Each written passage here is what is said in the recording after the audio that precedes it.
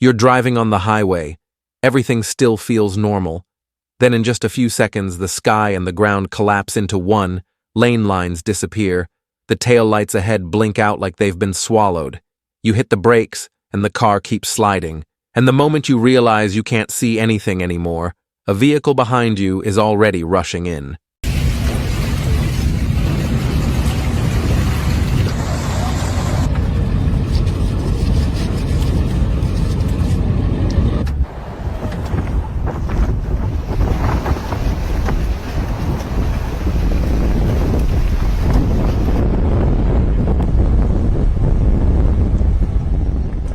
On December 18, 2025, Alberta, Canada took a direct hit from an intense winter storm.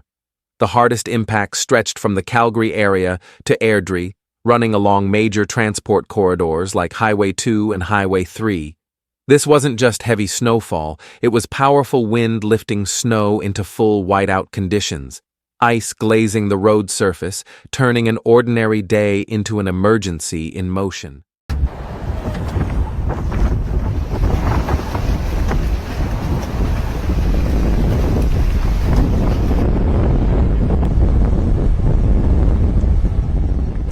In the morning, snow began to deepen.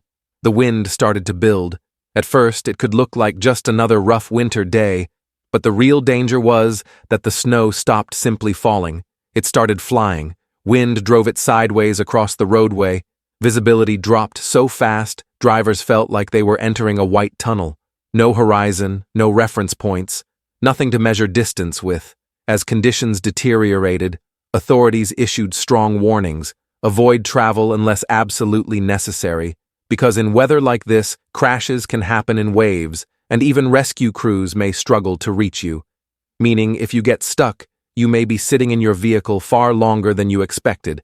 And in a Canadian winter, longer isn't just inconvenient, it can become a risk.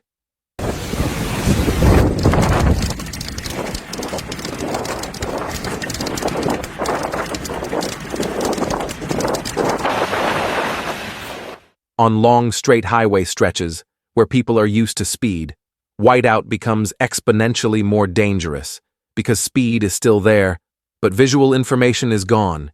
You can't see the lane markings, you can't see the shoulder, you can't tell how far the vehicle ahead really is. Sometimes the only thing you cling to is a faint red blur of taillights, and if that blur vanishes, your brain goes empty at the exact worst moment. Then the worst happened. A massive chain reaction pileup on Highway 2 between Calgary and Airdrie, with the road iced over and visibility near zero. Vehicles slammed together in a domino effect, cars, pickups, commercial vehicles, some spinning sideways, some compressing into clusters. The sound of brakes got swallowed by the wind, and with just half a second too late, you can go from a witness to part of the wreckage. The terrifying part of a pileup isn't the first impact. It's the impacts that follow, because in whiteout, the drivers behind don't have time to see and react. They only have time to collide. And once the first vehicles stop, the highway instantly becomes an invisible obstacle field, where every meter forward is pure chance.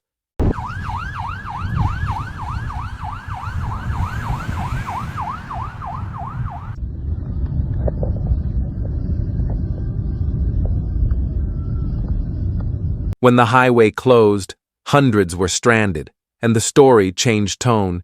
It stopped being about a delay on your schedule.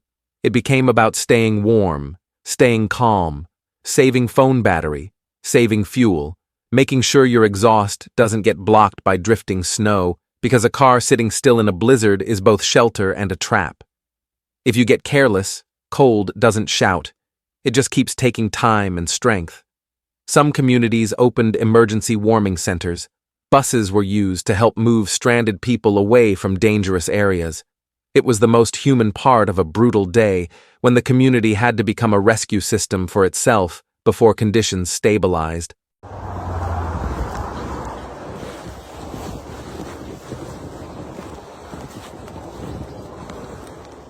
And in winter storms, sometimes what keeps people steady isn't only a warm jacket, it's knowing there's somewhere to go, someone ready to help. But the storm didn't stay on the roads. Strong winds kept hammering other corridors, especially around Highway 3, where gusts can become a dangerous sideways shove for trucks and trailers. And when wind combines with ice and cold, the threat of power outages always hangs in the background, because one line failure can leave a neighborhood dark while temperatures keep dropping.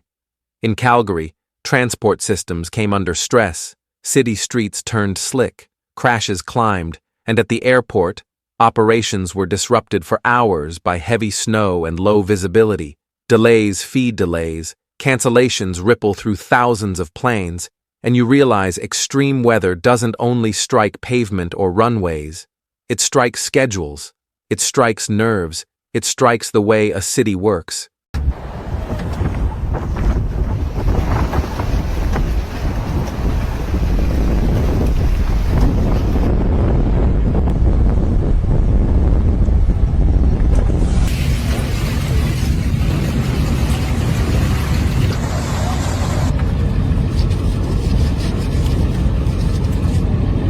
Now pause for a beat, because the most important question isn't how many vehicles were involved, it's how did this become so dangerous so quickly? The answer sits in a familiar winter formula. Very cold air surges in, meets moisture and storm energy, producing heavy snow, sometimes freezing precipitation. But the true trigger for disaster is wind. Wind lifts snow into a blinding veil, and when a driver's eyes are taken away, speed becomes a blade. Whiteout isn't the same as fog. Fog can still leave you some sense of the road surface. Whiteout erases the horizon and erases depth. You can't tell what's far and what's near, and on a highway, if the lead group slows because the surface turns to ice, while the group behind is still moving fast because they haven't recognized the danger yet. That speed mismatch in normal visibility is just a hard break, but in whiteout, it can become a chain collision. And here's what many people miss. Prairie highways are often straight, long, open, with few windbreaks, meaning wind has a long runway to gain strength. Snow has a wide space to fly, and even after a plow passes, wind can cover the road again quickly. The feeling of safety because it was cleared can be an illusion that lasts only minutes. If you've ever wondered why huge pileups often happen on the easiest-looking road segments, this is why. Straight roads make people relax. Higher speed stretches braking distance, ice removes traction, and whiteout removes the brain's data. At that point, it's no longer one person's mistake. It's the collapse of multiple safety layers at once.